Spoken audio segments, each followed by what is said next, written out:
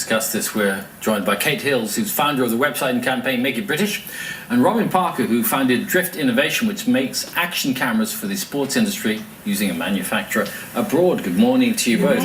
Okay, the difficulty is, as we've seen in the film there, buying only British is, A, it's hard to find the stuff, and B, it's generally more expensive.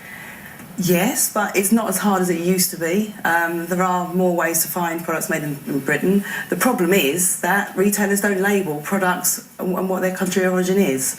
If there was a clearer labelling system and made it easier for the general public to choose, then maybe it would be. And also, as regards the price, yes, sometimes they are more expensive, but if you buy products of better quality, which generally British goods, I would argue that British goods are, then they will last longer.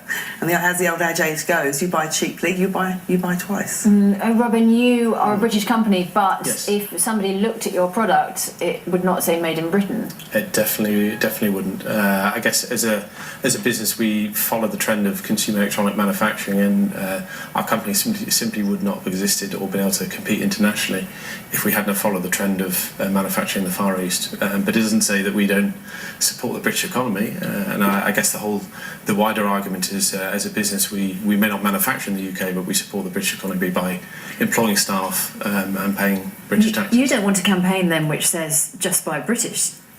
I fully support the message that Kate promotes, and really supportive of what the Bradshaw family are trying to achieve. I just think in challenging economic climates, it's not always as simple, and for your average consumer, just not feasible to always buy British. You could argue that also that the principle smacks of protectionism a bit. I mean, if consumers in every country did this, world trade would grind to a halt, wouldn't it? But in the long term, and I'm thinking several decades in the future, currently products are cheaper to buy from the Far East. But what about when the labour costs rise in China? And obviously we're seeing, import duties and costs of importing goods are rising. So one day, in 20 years' time, when actually the goods to buy abroad are more expensive than here, and we can't make anything anymore because we haven't saved our manufacturing base, then we're going to be importing everything, and then the cost of living will rise astronomically. Robin, can you see a time when you would be able to bring your manufacturing back? I think as a business, you're constantly assessing where it's simpler and it makes financial sense to manufacture products. Right now, I can't see a future of bringing up our manufacturing back to the UK, but the way I look at it is as part of the global economy. We keep a lot of the high-skilled jobs in Britain, so we keep sales, design, engineering, marketing, customer support in Britain, which are the things that for our business and for our brand are the most important.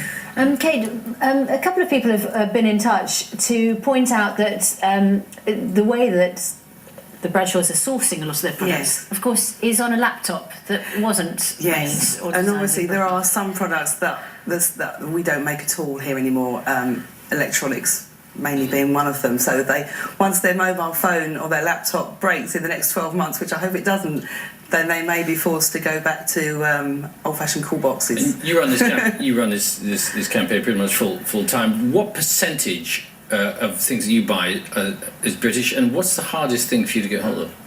The hardest thing to get hold of, I suppose, is electrical goods. Ladies' shoes. We haven't got the same ladies' footwear manufacturing base here as we do have for men's. We've still got a strong men's footwear manufacturing base here, but not You avoid the temptation to buy Italian shoes, do you? I do sometimes still buy Italian shoes, but I also don't buy. I don't buy lots of cheap imported goods. I make sure that I buy a few products that will last me longer. Yeah. Okay. Well, good to talk to you both, Kate and Robin. Thanks very much. Thank you. Indeed. We're joined by Kate Hills, founder of website and campaign Make It British, and alongside her, Robin Parker, who founded Drift Innovation, which makes action cameras for the sports industry using a manufacturer not in the UK but abroad. Indeed. Because? As a startup, we simply could not have existed and created the company if we had looked to manufacture our products in the UK. So the cold, harsh reality you're saying is that to compete internationally, we had to follow the trend of where consumer electronics are made, and that was the Far East. But what we have done is we've made sure that our focus of the UK jobs has been on the higher skilled stuff like the design, engineering, sales, marketing. So you are British people. Yes. I mean, Kate, as the Bradshaws are discovering, it's pretty difficult to live a solely British consumer existence. The Bradshaws have taken it to the extreme, and even I don't advocate living a totally British lifestyle. It is impossible. We still have to trade from other countries. However, there are certain products that we make here and we've traditionally made very well. I mean, the Industrial Revolution started in Britain. Things like textiles, pottery, industries that we're losing, and we're in danger of losing altogether if we don't still support them. So, and they are trying to buy and use products which are not just made in Britain, but they are made in Britain by British-owned companies. So there are products which are manufactured in Britain, which they could buy, but unless the company is British as well, that's a big ask. It's very difficult. And some of our best companies Mulberry, for instance, have been bought out by an international company, but they still manufacture in Britain and they're growing their manufacturing base in the UK. Maybe it's... Right. What's your view on British companies selling items with material that's been brought in from abroad? Does that count or not? No, that still counts. I think as long as a part of it's manufactured here. What is annoying is when brands buy the material from the UK but manufacture abroad and stick a great big Union Jack label in the product and try and pass something off as British, because they don't always label it as where it's made. So they'll say British fabric or British design, but it's not actually truly manufactured here. Well, Robin, your interpretation of a British company, of course, is slightly different, isn't it? Yeah, in a global economy, we've got to compete internationally, and as a small business, that's exactly what we had to do. We had to look at our manufacturing in the Far East, but we're still very proud of the fact that we design our products in the UK. And you'd want people to support your company as a British company? We're a British company, we pay British taxes and we employ staff in Britain. So I don't see that as necessarily any worse than a made in Britain. And the trouble is the goalposts are shifting all the time. I mean, Mal's got in touch this morning saying that a while ago he bought some wellies because they were proudly made in Britain. Then his wife went to get a pair of the same brand and discovered that they're now made in China.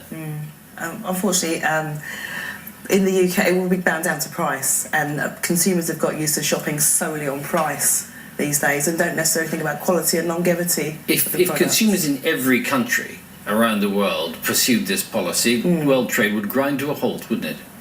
I'm not suggesting that we shouldn't buy products from abroad as well, but we should support the industries that we do have here that we've always traditionally made here.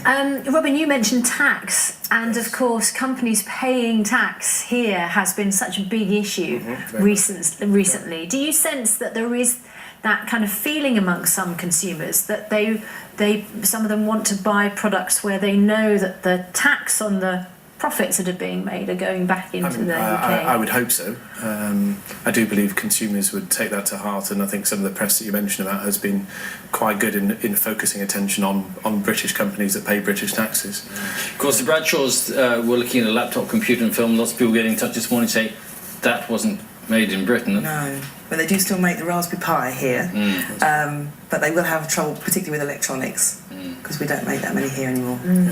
Robin, what do you think is particularly good that's still made in Britain?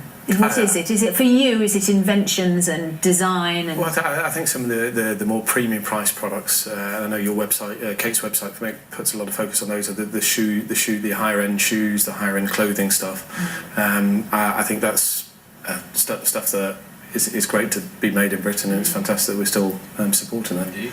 All right. Well, thank you both very much. No problem. Thank you.